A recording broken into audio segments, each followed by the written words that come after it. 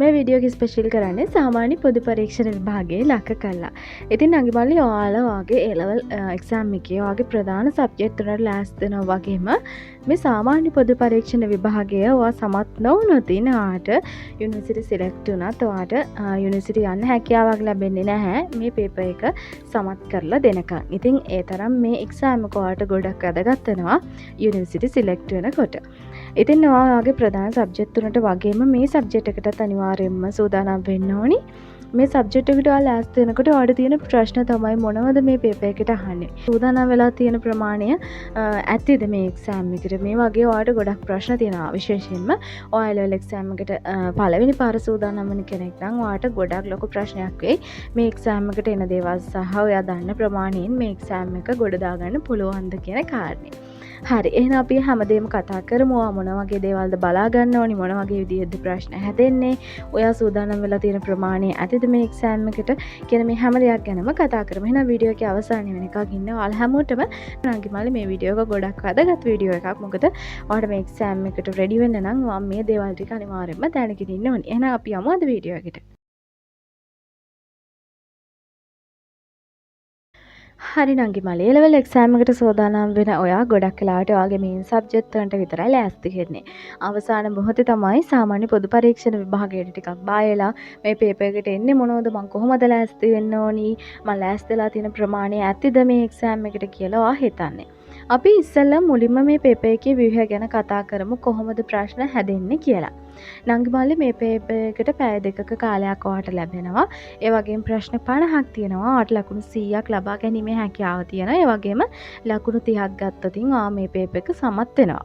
මේ පේපර් එක හැදෙන්නේ ආකාර 4කට. ඒ කියන්නේ මේ පේපර් එකේ අනිවාර්යයෙන්ම සාමාන්‍ය දැනීම් ප්‍රශ්න තියෙනවා, තර්කන කුසලතාවය තියෙනවා, ඒ වගේම ගැටලු විසඳීම තියෙනවා, ඒ වගේම sannivedana කුසලතාවය මැන බලන ප්‍රශ්නත් මේකේ අන්තර්ගත වෙනවා. එතකොට නංගිමල්ලි, සාමාන්‍ය දැනීමේ යටතේ ඔයාගෙන් ලංකාවේ සහ ලෝකයේ වත්මන් තොරතුරු, ඉතිහාසය, මූලික විද්‍යාව මේ වගේ සයිට් ගැන අහන්න පුළුවන්. ඊළඟට තර්කන කුසලතාවයේ යටතේ රටාවන් හඳුනා ගැනීම, තර්කානුකූල ගැටලු මේ වගේ දේවල් එන්න පුළුවන්. ඒ වගේම තමයි ගැටලු විසඳීම යටතේ සරල ගණිතමය සහ බුද්ධි පරීක්ෂණ ප්‍රශ්න එන්න පුළුවන් සහ sannivedana යටතේ ප්‍රහාර ඡේදයක් කියවලා ඒකෙන් නිවැරදි පිළිතුරු තෝරන්න මේ වගේ දේවල් එන්න පුළුවන්. ඉතින් මෙන්න මේ ආකාරයට තමයි ප්‍රශ්න හැදෙන්නේ. එතකොට සාමාන්‍ය දැනීම ගත්තා, තර්කන කුසලතාවය ගත්තා, මේ හැම දෙයක්ම මික්ස් වෙලා තමයි මේ පේපර් එක හැදෙන්නේ. එතකොට ඔයා එතන තියෙන සාමාන්‍ය දැනීම් වලින් ඔයා සියල්ලම දන්නේ. ඔයාට 10ක් තිබ්බොතින් ඔයා 3ක් 4ක් 5ක් ඒ වගේ ප්‍රමාණයක් තමයි දන්නේ. ඒ වගේම තමයි ගැටලු විසඳීම, sannivedana, තර්කන කුසලතාව මේ හැම ප්‍රශ්නයක්ම ඔයා 100%ක්ම දන්නේ නැහැ. ඒ නිසා ඔයාට මේ හැම කොටස් 4කින්ම ඔයා දන්න දේවල් තෝරලා බේරලා තමයි කරලා ලකුණු ගන්න සිද්ධ වෙන්නේ. හරි. එහෙනම් අපි කතා කරමු කොහොමද මේ පේපර් එකට ලෑස්ති වෙන්න ඕනි මේ කෙටි කාලය ඇතුළත කියලා. හරි නංගිමල්ලි, මම එතකොට කියන්නම් මේ කෙටි කාලය ඇතුළත ඔයාට මේ එක්සෑම් එකට රෙඩි වෙන්න ඔයාට අනුගමනය කරන්න පුළුවන් ප්‍රධානම ටිප්ස් 3ක්. පළමු පියවර තමයි ඔයා විභාග දෙපාර්තමේන්තුවේ නිල වෙබ් අඩවියට ගියාට පස්සේ පහුගිය අවුරුදු වල පේපර්ස් ගන්න ඔයාට පුළුවන්. ඉතින් අවුරුදු 5ක 10ක පේපර්ස් ඔයා ඩවුන්ලෝඩ් කරගෙන මේ ප්‍රශ්න පත්‍ර වලට උත්තර ලියන්න. එතනින් ඔයාට හැදෙන වාගේ ටයිම් එකට කොච්චරක් ඔයාට ප්‍රශ්න කරන්න පුළුවන්ද?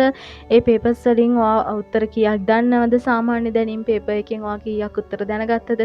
ඒ වගේම sannivedana මෙන්න බලන කුසලතාව වලින් ඔයාගේ කීයක් හරි ගිහින් තියෙනවද? තර්කණය මේ වගේ හැම ප්‍රශ්න කොටසකින්ම ඔයාට කීයක් කරන්න පුළුවන් වුණාද කියලා ඔයාට දල අයිඩියා එකක් ගන්න පුළුවන්. ඉතින් මේ හරහා ඔයාට අනුමාන කරන්න පුළුවන් ඔයාට මේ පේපර් එකට ලකුණු කීයක් ගන්න පුළුවන්ද, කීයක් මේ ටයිම් එකට කරන්න පුළුවන්ද, ඔයාට මේක අවබෝධ කරගන්න කොච්චර වෙලාවක් යනවද, මේ දේවල් ගැන ඔයාට අයිඩියා එකක් ගන්න පුළුවන්. ඉතින් සාමාන්‍ය මේ දේ ඔයා සතියක් දෙකක් තියලා කරොත් ඔයාට හොඳ රිසල්ට් එකක් ගන්න පුළුවන් මේ එක්සෑම් එකට සූදානම් වෙන අවසාන මොහොත දක්වා. ඊළඟ දේ තමයි ඔයාට පුළුවන් නම් ජාතික අධ්‍යාපන ආයතනය මගින් නිකුත් කරලා තියෙන ආදර්ශ ප්‍රශ්න පත්‍ර මේ ටික අනිවාර්යයෙන්ම කරන්න පුළුවන් නම් ඔයාට අයිඩියා එකක් එනවා ඔයාගේ සිලබස් එක කොහොමද හැදෙන්නේ, මේ පේපර් එක හැදෙන්නේ කොහොමද කියලා ඔයාට අයිඩියා එකක් තියෙනවා. ඉතින් අනිවාර්යයෙන්ම ඔයාට ටයිම් තියෙනවා නම් මේකත් කරන්න.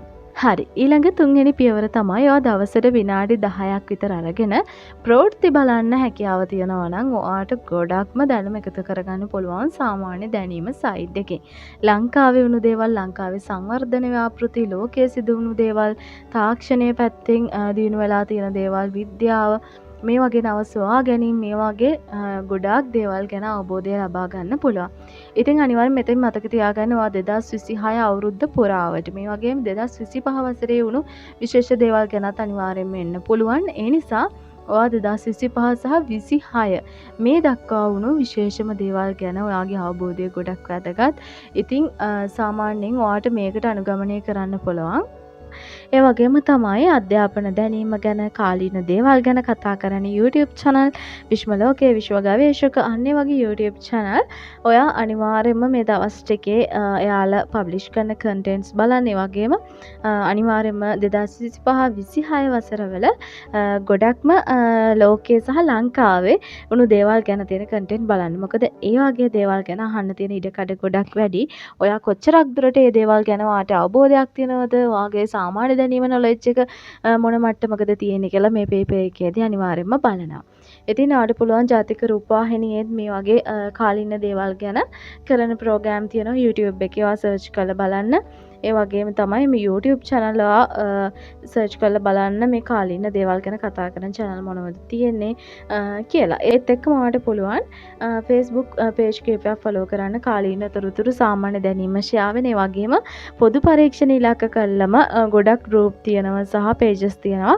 අන්න ඒ වගේ දේවල් follow කරොත් ඔයාලට අලුත්ම update කරන දේවල් ගැන අවබෝධය ලබා ගන්න පුළුවන්. ඊළඟ මේ දවස් ටිකේ ඔයාලට කරන්න තියෙන ලොකුම දේවල් ටික මේ ටික හරියට කරොත් ඔයාට ලොකු ලකුණු ප්‍රමාණයක් ගන්න හැකියාව තියෙනවා. මම කියවනේ ඔයා papers ලියන්න ඔයාගේ ස්පීඩ් එක හැදෙනවා සහ ඔයාට කොච්චරක් දුරට මේ papers වල ලකුණු ගන්න පුළුවන්ද කියලා අයිඩියා එකක් එනවා. මොකද IQ side එක ගත්තොත් ඔයාලට ගොඩක්ම same. ඒ කියන්නේ කලින් අවුරුදු වල ආපු ගණන් වගේම ගණන් තමයි ඔයාට එන්නේ මේ සැරේත්. එතකොට ඔයාට ඒ වගේ ඉතින් ඔයාට ඒවට හොඳට ඔයා ප්‍රැක්ටිස් වුණොතින් අනිවාර්යයෙන්ම ඔයාගේ පේපර් එකේ කියන ගණන්නොත් ඔයාට සැලකිය යුතු ප්‍රමාණයක් කරගන්න හැකියාව තියෙනවා. ඒ වගේම තමයි ඔයාට මේ වගේ සාමාන්‍ය දැනීම ගැන ඔයා හොඳ නොලෙජ් එකක් හොඳ අවබෝධයක් මේ කාලය ඇතුළත කියවලා බලලා අහලා ලබා ගත්තොත් ඔයාට පේපර් එකේ ප්‍රශ්නේ දැකපු ගමන්ම ඔයාට ඔයාගේ ලුවට යනවා මේකට උත්තරේ මෙන්න මේකයි කියලා.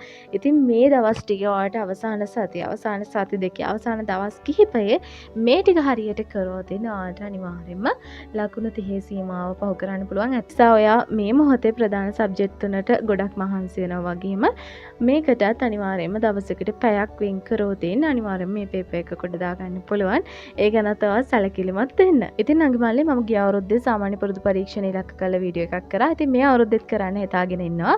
අනිවාර්යයෙන්ම ඔයාට පුළුවන් එක්සෑම් එකට කලින් දවසේ වීඩියෝ එකක් බලලා මෑත කාලීනව තොරතුරු තවත් දේවල් ගැන අප්ඩේට් එකක් ඇතුව යන්න. ඉතින් මේ දේවල් සමහරට වගේ එක්සෑම් එකේ ඉන්න ඉඩකඩ තියෙනවා. ඒක බලන්න සූදානම් වෙන්න අනිවාර්යයෙන්ම ඒ වීඩියෝ එක ඔයාලට එක්සෑම් එකට කලින් බලා ගැනීමේ හැකියාව තියෙනවා. ඉතින් මාව subscribe කරලා මාත් එක්ක දිගටම එකතු වෙලා හිටියොත් ඔයාට ඒ වීඩියෝ එකේ notification එකක් ගෙන්න ගන්න පුළුවන්. ඒකම ඔයාගේ එක්සෑම් එකට බයලා ඉන්න ඔයාගේ යාළුවන්ටත් මේ වීඩියෝ එක share කරුවොත් එයාලටත් idea එකක් ගන්න පුළුවන් මේ එක්සෑම් එකට එන්නේ මොනවද කියලා. එහෙනම් හැමෝම එක්සෑම් එකට හොඳින් කරන්න, හොඳින් මුහුණ දෙන්න. හැමෝටම පොදු පරීක්ෂණය වගේම ඔයාගේ මේ සබ්ජෙක්ට් තුනටත් හොඳ රිසල්ට් එකක් ගන්න පුළුවන් වෙන කියලා මම විශ් කරනවා. all the best.